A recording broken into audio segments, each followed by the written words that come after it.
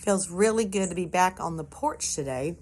This is the second, perfect day we've had in a row. I don't know what tomorrow brings, but it's not that often and we get those perfect days. So I'm out here on the porch today, and it's funny because I've just had so many things on my mind. I just came through a conference this week and I'm full. But something came to my mind today that is just totally has nothing to do with anything that I'm experiencing or we studied about this week or this actually occurring in my world right now. And I thought, why am I thinking about this word? And the word is offense. And I'm thinking, there's nothing happening right now. There's nothing happening in the church, nothing happening in the family, nothing happening that I even know of. And even our country seemed to calm down a little bit about that. But y'all, how many of y'all know we've lived through a time that you couldn't even listen to the news or even look at social media. There wasn't something that was offending somebody, right? They're offended about this, offended about that, and just hear this word. And no matter what side, somebody's offended. Even things like, I'm offended because that statue is there, or I'm offended because you're taking that statue down. Either side, there was somebody saying, I'm offended. Well, what does that mean? And it's a biblical word, but I realize, I think sometimes that what we think words mean, and even as Christians, we can use words in the biblical to try to express ourselves when we really may not be using it in context. And so I was thinking about this. What does it mean when someone says offended? One thing that I've always thought when they say I'm offended, I'm like, I wonder if you're really offended about that or you just don't like it. You just don't like that. That just hacks you off. And so it seems real spiritual to say, well, that's just offensive. I'm offended. Like somehow or another, I'm so up here that just offends me. In my mind, I'm going, do you not really realize what offense is? I mean, you're saying you're offended. You're actually saying I'm weak.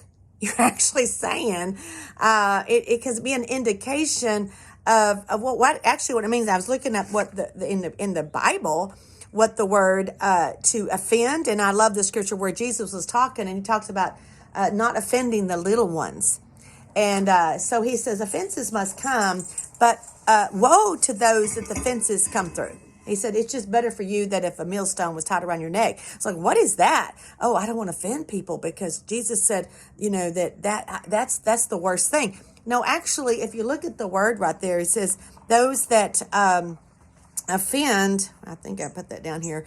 But anyway, the word actually means to entrap, to trip up, or to entice to sin. So it would be something you're doing with that kind of motive. You may not be consciously having that motive, but you're doing something that's going to entrap somebody. Because when I think of the word offense, and somebody said this, and I kind of stuck with over the years, to help me remember what offense means, it's like you got caught in a fence. Like literally you just got caught up in that fence. Somebody just entrapped you in that. You're now in a fence means you're trapped. How many of y'all have ever felt like something bothered you to the point that now you're entrapped? Now you have actually truly been offended. That means you've been enticed into something, to do something, to say something, to act in an inappropriate way that would be sinful, which means harmful to yourself or others. Or you've actually to that place where you're so entrapped that you lose sleep over it. And so one of the things that I looked at a scripture that is like one of my favorite scriptures that where he talked about Hebrews 12:15. Paul talking to the church, he said, look diligently. You better pay attention. Look diligently, lest any man fail of the grace of God. What does that mean, fail of the grace of God? I mean, God's grace don't. And it's like you're failing of that grace that God's give you. Now you're failing to give it to somebody else. You're failing now in that area that you're not giving grace to somebody. You got grace. Now you're not freely receiving, freely giving, because you can tell that because read the rest of it. He says, looking diligently, lest any man fail of the grace of God, lest any root of bitterness springing up trouble you, and therefore many be defiled. So now to be in an offense, to be in this place that you have failed of the grace of God means something starts bothering you. You're not giving them the grace they need. And because you fell in the grace of God, the start happening, you start getting a root of bitterness. He said, it troubles you. So if you're being troubled, that person offended me, that offends me, the government's offending me, this here, what you're wearing offends me. Stop and say, what's going on with me? Why am I getting offended by that? Am I being entrapped? I'm using the word offense. Am I getting entrapped to something? Am I getting tripped up by something? Am I being enticed to not handle this in a godly way, but in a carnal, sinful way? That happens when I fail the grace of God. When I don't give people grace, the first thing that can happen is I get troubled because now I've got bitterness. Bothered can lead to bitterness. So pay attention when you're bothered about something. That you don't just leave it.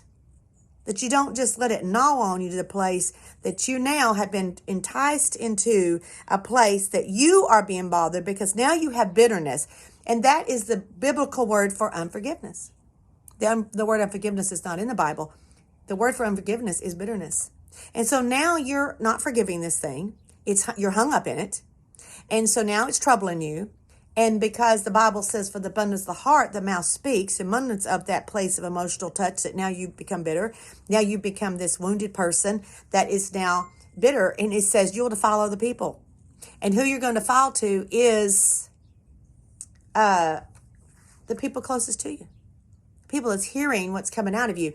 And even though you may not be talking about the subject, the bitterness is there. It's just there. And you can be happy about something, but soon as that person's named or that situation or that conversation, so if somebody's bothered about statues, the minute something's mentioned about that, you're all of a sudden you're like up in arms because somebody just touched something that's bothered you. Now there's the second word I want to talk about. What causes this thing? What causes? First of all, you have unforgiveness. That can happen because now you've allowed something to stick around and you fell of the grace of God. You're not giving the people the grace. And why are we not doing that? I want to say this. First of all, I just mentioned it bothers you. When I find out that I'm bothered with something, I need to look and see why that's bothering me so much. Now, there's something should bother me. I should be bothered by people being wounded, people being hurt, the way the injustice of this world. That should bother me a lot. I should be bothered to the place that I'm like, God, what do you want me to do about that? If I see some social injustice, if I see somebody being hurt, if I go around and I see somebody's adopted a pet and they've left it in their fence and it's out there in the freezing cold, and if they had any water, it's frozen, and I've seen nobody's caring for that, I should be bothered by that. I should be bothered to the place that, here's what we do. Father, what do you want me to do about that? If you belong to a church and all of a sudden there's something in there that's bothering you, the first thing you should say is just like you should say if you see an animal being abused, what do I need to do about that? Is there something you want me to, is there something I can do? Is it something that's my responsibility to do? I may not have the responsibility or ability to just go in that person's backyard. I might get shot. But I could call what? I could call the Humane Society. I could call, what can I do? What do I have the authority to do? What do I have the responsibility to do? So let's say in a church, you see something that it bothers you. The first thing you need to do, or there's a hole in the net. You're like, you know what? They need to be doing that. That church is not doing that. Well, stop and say, well, it's bothering me.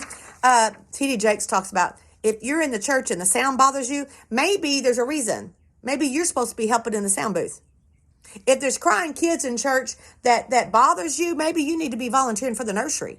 Or maybe you need to ask the church, can you afford a nursery? Maybe I need to help pay for a nursery worker. What can I do? Or I can just be offended by that. Like, I'm so spiritual. Honey, you ain't spiritual. Being offended is not a sign of being super spiritual. So first of all, one of the things that it shows about that, not only you're feeling the grace of God, but you're somehow feeling superior. You're feeling superior. But I'm going to tell you what superiority comes from. It comes from pride. It's pride. It's somehow, and I want to say this, we can look at pride, but where does pride come from? I think pride is nothing but a defense mechanism. It's a defense mechanism because I can focus on what I do right and it's even enhanced by what you do wrong. I build up pride because I'm not focusing on me. I'm not seeing what I do wrong. I'm seeing what you do wrong. And all of a sudden it can be a defense mechanism. And it's funny because I Googled, what are some reasons of people that are easily offended? And it said here, it was interesting. It says, it comes from, why did it say that? It comes from a feeling of inferiority. It's a feeling of inferiority. It says, when you don't have good self-esteem or a strong sense of self, it might lead you to be offended at everything. It's like everyone's constantly trying to remind you that you're inferior. You feel like everybody is doing that against you. And it's like you don't want your stuff to be pointed out. And so I'm going to have this feeling of superiority because really inside me, I feel inferior. And so I'm going to cover it up. How many of y'all know narcissists, people that have really a lot of self-love and they have no feelings for others? It's really, if you get down the root, they're very inferior. They're very weak.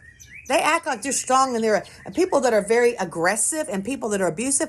It's because they feel weak inside. I'm going to get you before you get me. It comes from way down deep. You have some brokenness. What that person did, that behavior, what happened is offending you, it actually poked a wound. It poked a bruise. It brought up something in you that made you feel, I'm offended by that. It's something in me.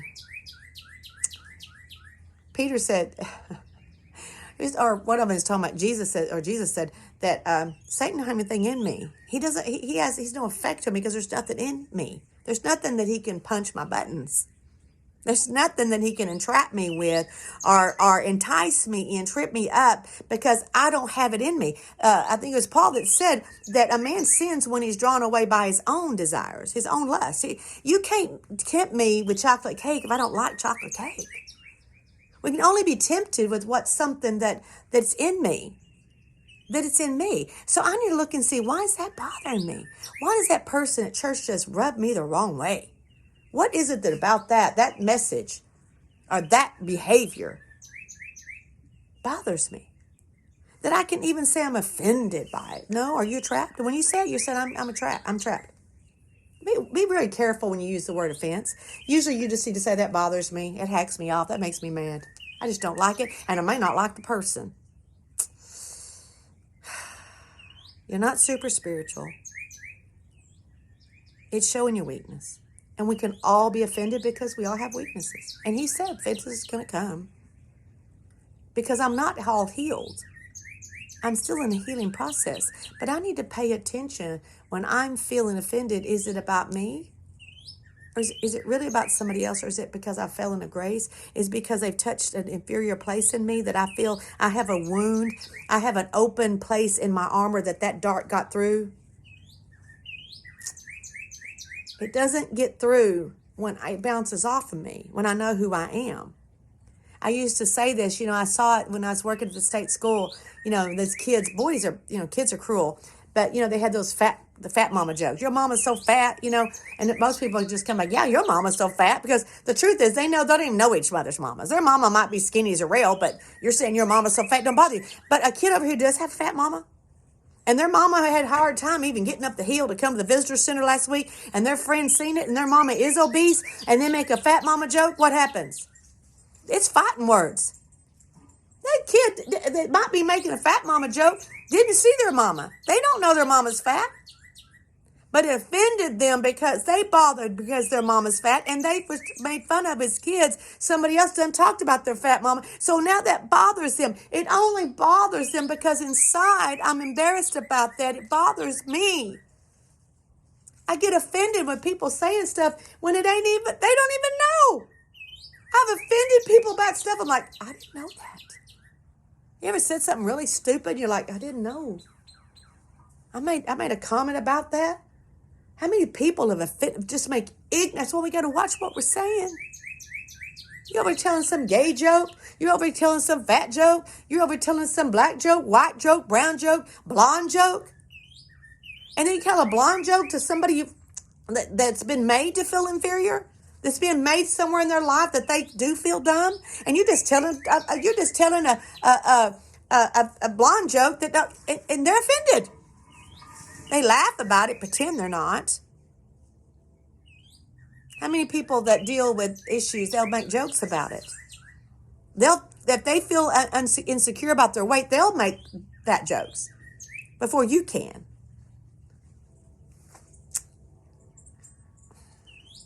Is this helping? What do we do about it? What do we do when we are offended? Are we bothered? We see something that's not before I can get into offense. Here's how Paul said, Galatians 6:1-3. He said, brethren, if you see somebody, if there's a man that's overtaken in a fault, they're really failing. They really got a problem. It's not, you're not imagining it, it's really deal. He said, ye which are spiritual.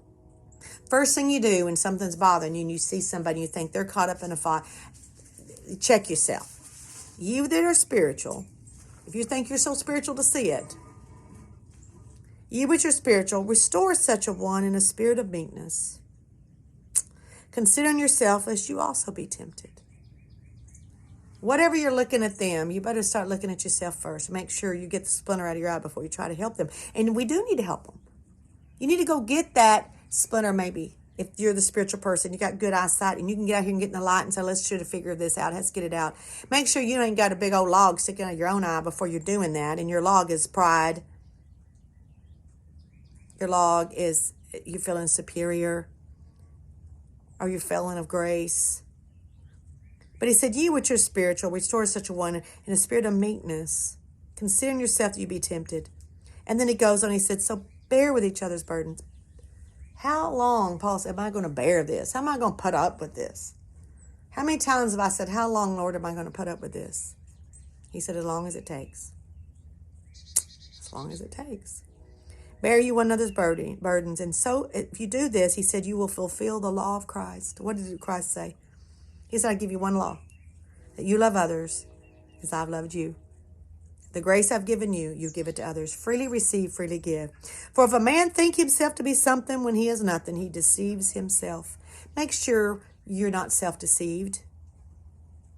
You're not just deceiving yourself. Pay attention to those things that you feel that's bothering you. Galatians 5:14-17 says, for the law is fulfilled in one word. What law? The law of Christ. He said, even this, that you shall love your neighbor as yourself. He said, but if you bite and devour one another, take heed that you be not consumed one of another. I remember my dad saying before, I wonder who they're going to have for lunch. What does that mean? We lead church. Well, we know who they're probably going to have for lunch today. Sometimes it was him. It could be the song leader. It could be the elder they're going to have for lunch. It could be the pastor. It could be this. They're going to have them for lunch. They're going to bite and devour. They're going to sit around back then. Families ate together. And so what was really bad is even if they got to the table, it could be in the car. They're already running their mouth because they didn't like what Brother Perry did. Or they didn't like what Brother Houghton did. Or they didn't like what Brother Don did. They didn't like what Sister Pam did. They didn't like what this happened or what happened in Sunday school or what he preached. And all of a sudden, we're talking about that. We're biting and devouring, and the kids in the car are listening. Your spouse is listening, and you might find out later that that wasn't even what you thought it was. Maybe you misunderstood them, and you've made it all right, but it's still, you just sowed seeds of discord in your kids, in your spouses, in your friends, whoever you got to before you got that out of you. You've defiled people. And you probably already had it in you, or their sermon wouldn't have bothered you that much. It really isn't usually one thing. It's usually a succession of things that happened that you didn't deal with. And so you didn't deal with it, you just pass it. And then you're finally probably going to explode. You may not ever tell them, but you're just going to tell others, or you just might leave. And then you lie about, we're just doing this. But you really just left the church because you are offended for real. You are caught up and entrapped in something that you were never supposed to be entrapped with. Now you've lost your peace. You're being bothered. Even the places you can make decisions about things that you later regret. If the Lord brought you to a church, you better make sure it's him bringing you out of it and not your offense. You're probably going to live to regret that because you're going to cause yourself problems. It doesn't mean he's not going to pay attention to you, not going to love you and help you, because he said, make sure you're not consumed one another. So this I say, walk in the Spirit and you not fulfill the desires of the flesh. You won't feel that desire to talk about people or run around and do these things. He said, for the flesh, my humanity, I live in it. It lusts against it against the spirit and the spirit against the flesh. These are contrary one to another, that you wouldn't do the things that you really want to do. You really don't want to be a person that causes discord, but you'll end up doing it because you've let these things lead you out of the spirit. And you don't even know that you've become so narrow-minded. That's one of the reasons people get offended. It says they don't understand people's perspectives. They don't respect other people's opinions because they have so much pride they think they got it. This is my religion. This is my denomination. This is my truth. This is my way of voting. This is my way of seeing things. You need to pay attention of what we're talking about, what's going on in our world, and make sure you're talking about it not from a spirit of offense, but you're talking about it from a spirit of love and meekness, so we can go make a difference, because there really are offensive things out there that lure people, that entrap people, that trip them up and entice them to walk into sin. But ye which are spiritual. Am I spiritual enough to say, Father, what do you want me to do about what I see in the government? What do you want me to do what I see that's happening to our kids? What do you want me to do when I see what's happening on social media? What do you want me to do when I see it's happening in my family, in my marriage, in my children, in my church? There's some things that's bothering me, Lord. I want to bring it to you. I hope this helps you. I have no idea why I'm saying this today, but God does. God knows. Hope you are benefited, because I have been.